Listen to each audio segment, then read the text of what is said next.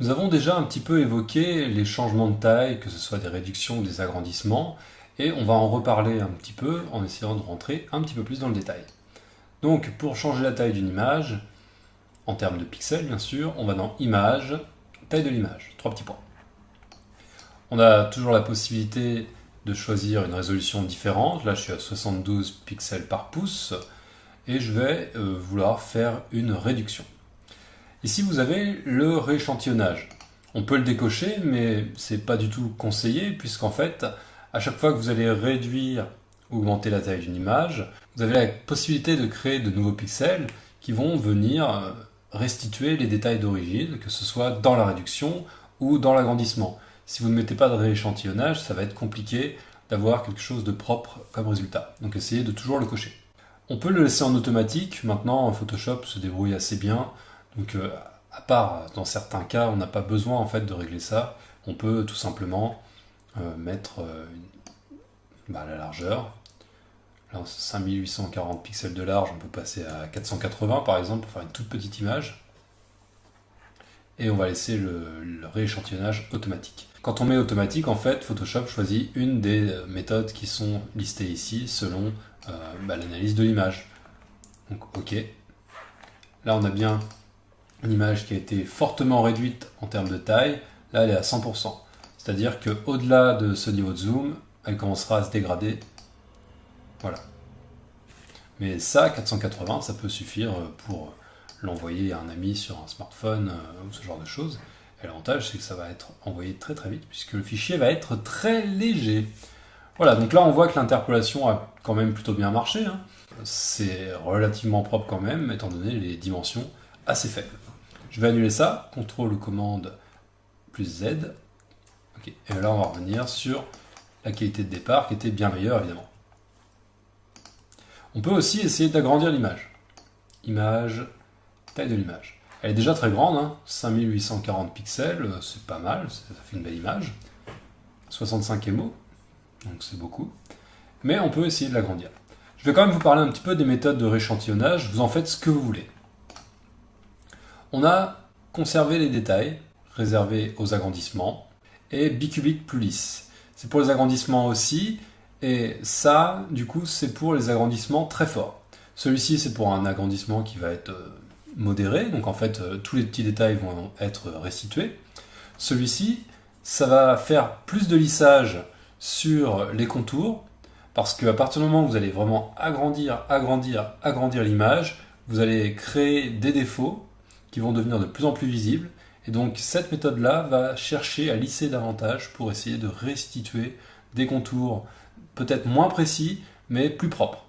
On a bicubique plus net qui permet la réduction et qui permet d'éviter l'aliasing.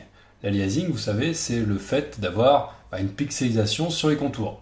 Celle-là, donc, est plutôt pas mal pour tout ce qui est réduction, quand vous allez avoir une image, comme je viens de le faire, qui va compter beaucoup moins de pixels. Eh bien, le fait de choisir cette méthode-là va vous permettre tout simplement d'avoir une sorte de lissage également qui s'effectue sur les gros paquets de pixels sur les contours. Ensuite, vous avez bicubique. Là, on parle de dégradé lisse. Il faut faire attention quand vous avez un dégradé, alors que ce soit un dégradé que vous avez peint dans Photoshop ou un dégradé naturel dû à des conditions de photographie. Je pense par exemple à un ciel de soleil couchant, donc vous allez avoir un dégradé naturel qui va se créer. En tout cas, voilà, quand vous avez une modification de la taille d'une image qui contient des dégradés assez importants, vous pouvez avoir des bandes qui se créent au niveau du dégradé. Vous avez peut-être déjà constaté ça sur des photos que vous avez vues sur internet ou que vous avez prises. En tout cas, il peut y avoir un effet de bande qui vient s'appliquer, c'est embêtant. Et du coup, cette méthode-là va privilégier des dégradés le plus lisse possible et essayer d'atténuer cet effet de bande. Au plus proche, contour net, là, je pense que ça parle assez bien. Et bilinéaire me parle pas du tout. Là, j'avoue que j'ai pas du tout la notion de ce que c'est. Il faudrait que je me renseigne sur ces derniers points. Vous voyez, comme quoi, je ne sais pas absolument tout. En tout cas, voilà. Les principaux, c'est ces deux-là, pour les agrandissements et les agrandissements forts. Celui-ci pour les réductions et celui-ci pour les dégradés. Les deux derniers m'intéressent un peu moins et sont moins souvent utilisés en ce qui me concerne. De toute façon, Photoshop fait un travail assez remarquable en termes de sélection automatique, donc a priori, il n'y a pas de souci pour ça. Regardez, vous avez la possibilité de voir un aperçu. On va booster ça, on va passer à 12 000 par exemple. Et là, vous pouvez voir directement ce que ça va donner sur une zone de détail. Conserver les détails, bicubique plus lisse. Et là, on peut voir tout de suite le résultat. Vous voyez, c'est des petites différences subtiles. On peut peut-être le voir un peu mieux sur certains contours. Vous n'allez pas voir vraiment de grosses différences. Conserver les détails, agrandissement, j'ai l'impression que c'est celui quand même qui génère le résultat le plus naturel et le plus précis. Automatique.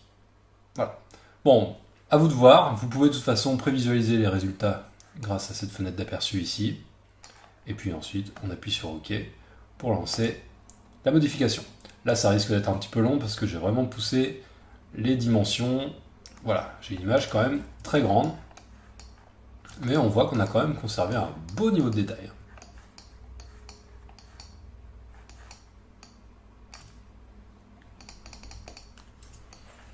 Voilà donc pour les méthodes d'interpolation.